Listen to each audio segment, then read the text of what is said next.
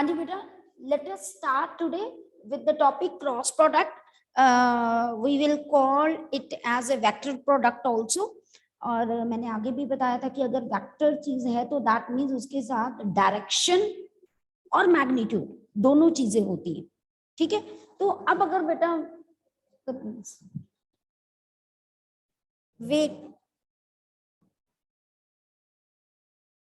हाँ जी बेटा, तो अब बेटा देखिए कि यहाँ पर मैग्नीट्यूड और डायरेक्शन दोनों जो हैं मेरे पास शो होती हैं। कैसे? मैंने आपको बताया मैग्नीट्यूड। अब कैसे करेंगे? मैग्नीट्यूड कितना पार्ट रिप्रेजेंट होता है, वैसे A cross B, magnitude of A, magnitude of B, sine theta, इतना पार्ट जो है वो मैग्नीट्यूड को रिप्रेजेंट करता है। अब आगे है एन कैप, ये डायरेक्शन बताता है। मैंने यहां पर बताया जो एन कैप है एक यूनिट वेक्टर है that tell us about the direction only. अब ये डायरेक्शन कैसे होती है? This is a unit vector that is perpendicular to both A and B at a time. दोनों पे आपको कई बार क्वेश्चन आ जाता है कि find a vector which is perpendicular to both the vectors, तो दैट मीन्स वहां क्रॉस प्रोडक्ट की बात हो रही है बेटा, ठीक है। अब ये कैलकुलेट कैसे करते हैं? वैसे ये राइट हैंड थंब रूल से कैलकुलेट किया जाता है। फिजिक्स में बहुत ज्यादा हम यूज करते हैं, है ना, पर मैथ्स में हमें राइट हैंड थंब रूल पहले तो होता क्या है, पहले हम ये देखें। राइट हैंड थंब रूल का मतलब है अपने राइट हैंड से अगर ए क्रॉस बी निकालना है तो ए पे आप अपने ऐसे फिंगर्स रखोगे और मूव करोगे, जैसे स्क्रू को पकड़ते हैं हम, किसी भी चीज को पकड़ते हैं, ठीक है ना। तो ए क्रॉस बी है तो ए पे रखोगे, तो ऐसे ही मूव करोगे ना बी की तरफ जाने के लिए। लेकिन अगर बी क्रॉस ए है तो ऑब्वियस आप बी पे रखोगे, ऐसे ही रखोगे ना, और ए की तरफ अपना हैंड मूव करोगे। तो thumb will tell you the direction of cross product. अब जैसे देखो मैंने ए पे रखा, ऐसे बी पे किया, तो थंब किसकी तरफ है? Perpendicular towards the black board ना, क्योंकि मैंने ए और बी ब्लैक बोर्ड पे ड्रॉ किए, और अपवर्ड। लेकिन अगर मैं बी क्रॉस ए की डायरेक्शन देखूं तो बेटा ये देखो थंब मेरा अंदर की तरफ जा रहा है परपेंडिकुलर ही, बट कहां जा रहा है? अंदर की डायरेक्शन, ठीक है जी। तो हमारे पास ये जो यूनिट वेक्टर होता है ये इसकी दो डायरेक्शंस होती हैं। ये ऐसे अपवर्ड भी हो सकता है, ये डाउनवर्ड भी हो सकता है, डिपेंडिंग अपॉन हम ए क्रॉस बी कैलकुलेट करें या बी क्रॉस ए। जैसे डॉट प्रोडक्ट में कॉम्यूटेटिव लॉ होल्ड करता था, A dot B is equal to B dot A, लेकिन क्रॉस प्रोडक्ट में ये लॉ अप्लाई नहीं होता, डायरेक्शन वेरी कर जाती है ना, नेगेटिव पॉजिटिव। तो इसीलिए देखिए ए क्रॉस बी जो है ना वो माइनस जो है बेसिकली बी क्रॉस ए के इक्वल हो जाता है, ओके। अब बेटा हमने कैलकुलेट कैसे करना है? अगर एंगल दिया हुआ है तो हम एंगल वैल्यू पुट करते हैं और ए क्रॉस बी कैलकुलेट कर लेते हैं। लेकिन अगर मुझे एंगल नहीं दिया, मुझे कंपोनेंट फॉर्म में दिया हुआ है ए और बी, तो ए क्रॉस बी कैसे यूज कैलकुलेट करती है? मान लीजिए अगर मुझे ए दिया हुआ है A1i, A2j and A3k, okay, और बी वेक्टर दिया हुआ है B1i, B2j एंड B3k, और मुझे क्या कैलकुलेट करना है? अगर A क्रॉस B, हम डिटर्मिनेंट की हेल्प लेते हैं बेटा, हम डिटर्मिनेंट की हेल्प लेते हैं, तो मेरे पास वो कैसे होता है? A क्रॉस B जो है कैसे करेंगे? I J K, सबसे पहले I J और K लिखा, फिर उसके बाद हम क्या करेंगे बेटा? सबसे पहले A है ना, तो A के components A1, A2, A3, okay, फिर क्या है? B, तो B के कंपोनेंट ऊपर I J K आना ही आना है, तो यहां पर B1, B2, B3। अब क्या करेंगे? डिटर्मिनेंट ओपन करना तो आपको आता है ना, तो ओपन इट। हम क्या करेंगे यहाँ पर? बेसिकली I इस रो के साथ एक्सपांड करेंगे, ये कॉलम डिलीट, ये रो डिलीट, इसको इससे माइनस इसको इससे, A2, B3, माइनस B2A3, फिर नेक्स्ट वाले के साथ क्या लगता है माइनस J कैप, नेगेटिव लगता है ना, प्लस माइनस। अब ये गया तो मेरे पास A1B3 minus A3B1 plus K cap, मेरे पास हो गए ये गया और ये गया A1B2 माइनस जो है B1A2। Okay, this is how we can calculate A cross B when the component is given। आप देखो ये पूरा वेक्टर की फॉर्म में, तभी I का कंपोनेंट, J का कंपोनेंट, K का कंपोनेंट आ रहा है ना। तो अल्टीमेटली क्रॉस प्रोडक्ट एक वेक्टर प्रोडक्ट ही है, क्योंकि इसका मैग्नीट्यूड भी होता है, इसकी डायरेक्शन भी होती है। ओके बेटा, क्लियर टू एवरीवन? यहां तक सबको समझ आ गई जो बात मैं कहना चाहती हूँ? कोई डाउट तो नहीं? ओके, तो आपको ये पता चल गया कि मेरे पास क्रॉस प्रोडक्ट निकालते कैसे, इसकी डायरेक्शन कैसे होती है। अब let us discuss some properties of cross product. You know it very well, मैंने पहले ही बोला कि A क्रॉस B एक वेक्टर क्वांटिटी है, A डॉट B एक रियल नंबर था, है ना, वो स्केलर क्वांटिटी थी, ये एक वेक्टर है, वेक्टर क्वांटिटी है। फिर बेटा यहाँ पर मेरे पास जो है, अगर मेरे पास A क्रॉस B 0 के इक्वल है, तो हम जैसे डॉट प्रोडक्ट में क्या लेते थे, आइदर A is 0 और B is 0 और both are perpendicular to each other. But यहाँ पर हम क्या कहते हैं, अगर A क्रॉस B 0 का इक्वल है तो this implies either A is 0 और B is 0, और क्योंकि यहाँ साइन थीटा आता है, साइन थीटा 0 किस पे होता है, पाई पे, यानी दोनों वेक्टर्स के बीच में एंगल जो है पाई हो गया, 180 हो गया। तो दिस इंप्लाइज कि A vector is parallel to B vector, वहां परपेंडिकुलर होता है, यहाँ पर क्या होता है, पैरेलल आता है। ओके बेटा, क्लियर? अब ऐसे ही यहाँ पर बहुत इंपॉर्टेंट चीज अब मैं बात करने लगी हूँ बेटा। मेरे पास आपको याद होगा I डॉट I हम करते थे ना, I डॉट J 0 होता था ना, यहां पर हम साइक्लिक ऑर्डर में चलते हैं, I dot J I J K। लेकिन अगर उल्टा होता, J क्रॉस, सॉरी डॉट बोल दिया मैंने, क्रॉस I होता तो वो माइनस K के इक्वल, क्योंकि साइक्लिक में I J K सर्कल में चलना ही है। ओके, और मेरे पास अगर जो है मैं देखूं कि K क्रॉस अगर J, अब मुझे बताओ K के बाद I आना चाहिए था ना, मैं उल्टा चल पड़ी ना, I J K ऐसे ही चलना साइक्लिक ऑर्डर में जब हम चलते, लेकिन यहाँ K क्रॉस J हो गया तो 100% माइनस I कैप आता है। ये यूनिट वेक्टर्स हैं, आपको पता है, along x axis, y axis and z axis हमने किए थे ना डॉट प्रोडक्ट। अच्छा, अगर I क्रॉस I ये 0 होता है। ओके जी, क्यों? क्योंकि अपने ही वेक्टर का अपने ही साथ एंगल 0, साइन 0 0 होता है, तो इसीलिए। ऐसे ही J क्रॉस J ये भी 0, K क्रॉस K ये भी 0 है। Okay, clear to everyone? यहां तक कोई डाउट तो नहीं किसी को? ठीक है। अब बेटा अगर मैंने एंगल निकालना है, मैंने आपको आगे भी बताया था, हम डॉट प्रोडक्ट की हेल्प से भी एंगल निकाल लेते हैं दो वेक्टर्स के बीच में, हम क्रॉस प्रोडक्ट से भी निकाल सकते हैं, डिपेंडिंग अपॉन हमें क्या नॉलेज दी। हमें क्रॉस प्रोडक्ट की बात हो रही है तो क्रॉस प्रोडक्ट से लेंगे।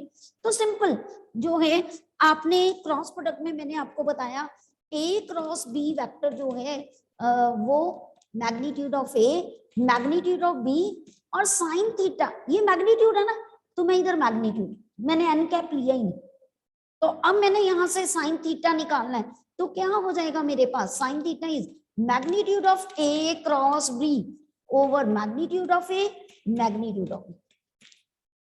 लेकिन अगर कॉस थीटा की हेल्प से करते तो A dot B over magnitude of A magnitude of B, हमने ये किया हुआ। वहां डॉट प्रोडक्ट होता ही मैग्नीट्यूड है, इसलिए यहाँ क्रॉस प्रोडक्ट एक वेक्टर होता है तो हमें मैग्नीट्यूड कंसीडर करना पड़ा। ओके बेटा जी, क्लियर टू एवरीवन नाउ? हाँ जी, सबको बात समझ आई? सुहानी, रसिका, राणा, काक्षी, चले बेटा आगे? चलिए, तो अब बेटा मेरे पास जो है कुछ एप्लीकेशंस हैं क्रॉस प्रोडक्ट की, बहुत जो है यूज होती हैं। वो क्या है, मान लीजिए ये जो दो वेक्टर्स हैं मेरे पास ए और बी, वो as a side of triangle represent कर रहे हैं। मान लीजिए ये ए वेक्टर है, ये बी वेक्टर है। ओके, तो मैं इस ट्रायंगल का एरिया कैलकुलेट कर सकती हूँ। कैसे?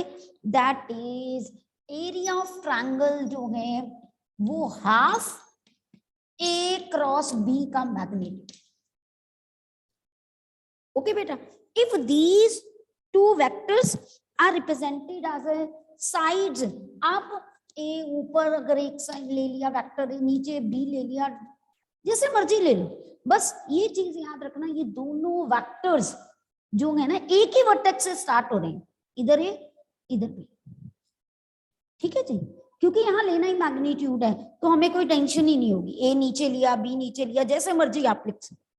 ठीक है, लेकिन अगर बेटा मैं पैरेललोग्राम की बात करूं, मुझे एरिया ऑफ पैरेललोग्राम निकालना है, when two vectors are represented as और टू साइड्स जो है as a two sides of a parallelogram, तो तब बेटा मेरे पास जो है ये ए वेक्टर और अगर ये बी वेक्टर है, तो बेटा area of parallelogram is magnitude of A cross B.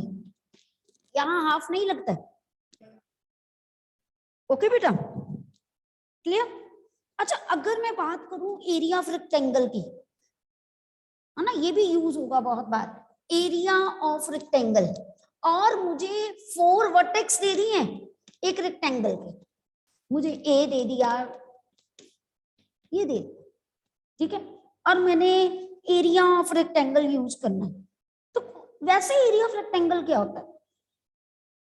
Length into breadth, है ना। तो आप क्या करो, सिंपल पहले एक ए बी वेक्टर निकाल लो, फिर ए डी वेक्टर निकाल लो, है ना। तो एरिया ऑफ रेक्टेंगल जो है वो बेसिकली क्या है मेरे पास, लेंथ, लेंथ चाहिए तो ये मैग्नीट्यूड हो गया ना इसका, और ब्रेथ मेरे पास जो है लेंथ ए बी ली, तो अब ब्रेथ, ब्रेथ क्या होगी ए डी, तो that means multiply by magnitude of, देखो this is multiply not cross product, क्योंकि दो कांस्टेंट के बीच में क्रॉस प्रोडक्ट कभी नहीं होता।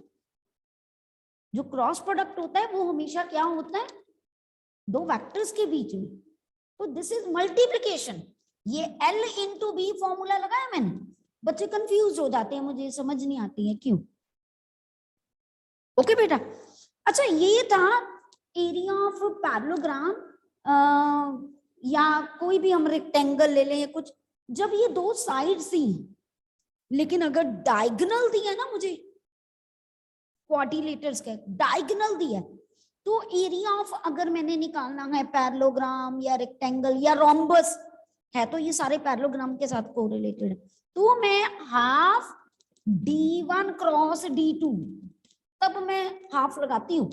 अगर ये डायगोनल्स की बात करें, इस सब में बच्चों को कंफ्यूजन हो जाती है। ठीक है, ये क्रॉस प्रोडक्ट की बहुत इंपॉर्टेंट एप्लीकेशन है जो यूज होती है।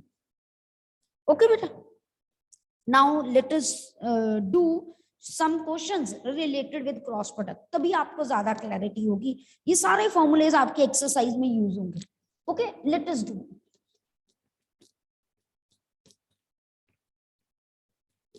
हाँ जी बेटा, एक्सरसाइज 10.4 के हम स्टार्ट करते हैं क्वेश्चंस। तो बेटा सबसे पहले मेरा जो क्वेश्चन है फर्स्ट, उसने कहा है find magnitude of A cross B, जो है प्रोवाइडेड मुझे ए दिया हुआ है I -7j प्लस 7k और बी वेक्टर दिया हुआ है 3i minus 2j plus 2k। हम क्या कर रहे हैं, सबसे पहले a क्रॉस b निकालेंगे ना, तो a क्रॉस b कैलकुलेट करने के लिए what we have to do, मैंने आपको पहले ही बताया था, अगर मेरे पास a और b कंपोनेंट फॉर्म में दिया है बेटा, तो मैं सबसे पहले क्या करूंगी, यहाँ पर सबसे पहले बेटा मैं यहाँ पर डिटर्मिनेंट का मेथड लगाऊंगी। तो उसके लिए मुझे क्या करना पड़ेगा, हाँ जी, i j k 1 minus 7 7, okay, then 3 minus 2 2, clear. तो अब इसको डिटर्मिनेंट की हेल्प से ओपन कर लो, i, हाँ जी, minus 14 plus 40, okay, minus j, क्योंकि फर्स्ट के साथ पॉजिटिव अगले के साथ नेगेटिव आता है ना, तो ये गया और ये गया, 2 माइनस 21, देन k मेरे पास 2 है। अब क्या करेंगे, ये गया और ये गया, तो मेरे पास माइनस 2 प्लस 21, ओके, चेक कर लीजिए। नाउ हम लोग सॉल्व कर लें, तो मेरे पास जो है ये तो खत्म ही हो गया, ठीक है, ये आया बेटा माइनस 19 और बाहर माइनस था, तो इट बिकम 19j, और यहां पर भी बेटा 19k कैप, ओके।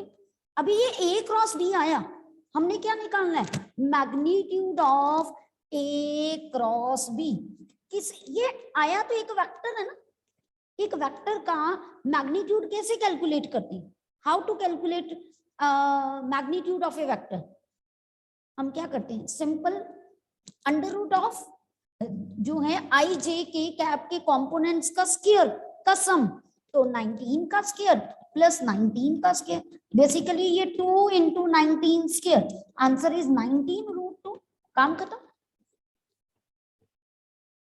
ओके बेटा, क्लियर टू एवरीवन, कोई प्रॉब्लम तो नहीं यहाँ पर, चंदन क्लियर, तेगवीर, सुहानी,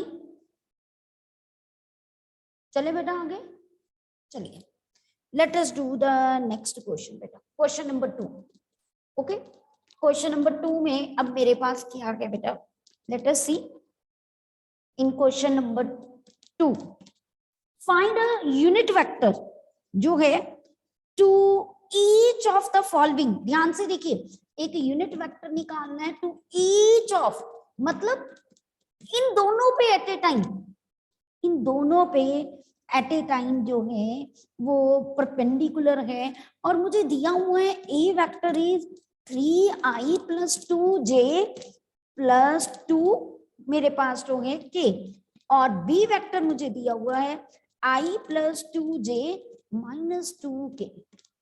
अब इन दोनों पे परपेंडिकुलर है, मैंने आपको पहले ही बताया था, n कैप एक ऐसा वेक्टर है that is perpendicular to both vectors, जब हम a क्रॉस b कैलकुलेट कर, है ना, तो उन्होंने लिख भी दिया, और वो यूनिट वेक्टर है, मैंने बोला था, तो उन्होंने कहा कि आप एक यूनिट वेक्टर निकालो जो एट ए टाइम इन दोनों पे परपेंडिकुलर, तो व्हाट डज इट मींस कि मुझे a प्लस b क्रॉस जो है a माइनस b पहले निकालेंगे ना, तो any vector that is perpendicular to both these vector at a time लेना है, तो मुझे क्या करना पड़ेगा, दोनों के बीच में क्रॉस प्रोडक्ट निकालना पड़ेगा। तो पहले क्रॉस प्रोडक्ट निकालेंगे हम लोग, तो पहले तो a plus B I need, है ना, मैं सीधा भी यहाँ पुट कर सकती हूँ, a प्लस बी मतलब 4i प्लस 4j, और k तो 0 ही हो गया, काम खत्म, ठीक है बेटा।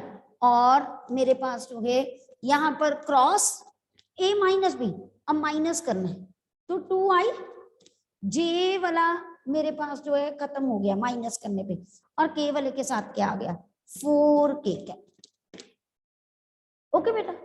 अब मुझे क्या निकालना है, दोनों वेक्टर्स के बीच में क्रॉस प्रोडक्ट, फिर किसकी हेल्प लेंगे, डिटर्मिनेंट की हेल्प ही लेंगे ना, तो फर्स्ट वेक्टर अब ये पूरा हो गया, सेकंड वेक्टर ये पूरा है, तो अगर मुझे निकालना है तो मैं i j k, ठीक है जी। अब अगला इसके कोफिशिएंट 4 4 0, अगले में 2 j is missing, k is 4, अब इस डिटर्मिनेंट को मैं ओपन करूंगी ना, तो कैसे आएगा मेरे पास आई। अब बेटा आई का ये किया तो 16 माइनस 0 वो 16 आई हो गया ना, मैंने लिख दिया माइनस जे। अब ये गया 16, वो भी मैं 16 जे लिख देती हूँ और माइनस पहले ही लगाया हुआ था। अब के मेरे पास जब ये गया और ये गया 0 माइनस 8 तो माइनस 8 के। अब मेरे का इसका आंसर आ गया 16i minus 16j minus 8k। अभी एक वेक्टर आया है, मान लीजिए I called this vector as a C vector. मुझे क्या निकालना है, यूनिट वेक्टर, यानी आई वांट, आप n भी लिख सकते हो इसको। तो अब मुझे यूनिट वेक्टर निकालना है, आपने ये किया हुआ है यूनिट वेक्टर मतलब n कैप, यानी क्या करते हैं हम वेक्टर को उसके मैग्नीट्यूड से डिवाइड कर देते हैं। क्या करते हैं, वेक्टर को उसके मैग्नीट्यूड से डिवाइड कर देते हैं। तो वेक्टर है मेरे पास तो 16i minus 16j minus 8k। अब इसका मैग्नीट्यूड कैसे निकालते हैं, 16 square plus 16 square plus 8 square, solve it and get your answer. अगर सिंपल कहा जाता find a vector that is perpendicular to both the vector, तो आप n वेक्टर निकालते काम खत्म हो जाता है ना। बट उन्होंने कहा फाइंड ए यूनिट वेक्टर, तो मुझे डायरेक्शन ही बतानी है ना, मैग्नीट्यूड तो पता ही हो गया कि 1 ही है। तो हम क्या करेंगे, वेक्टर को उसके मैग्नीट्यूड से डिवाइड करते हैं। क्लियर टू एवरीवन, ये बात सबको समझ आ गई बेटा। चले आगे, चलिए नाउ कम टू नेक्स्ट बेटा, क्वेश्चन नंबर 3 बेटा मेरे पास जो है। क्वेश्चन नंबर 3 क्या दिया हुआ है, what is given in the question number 3।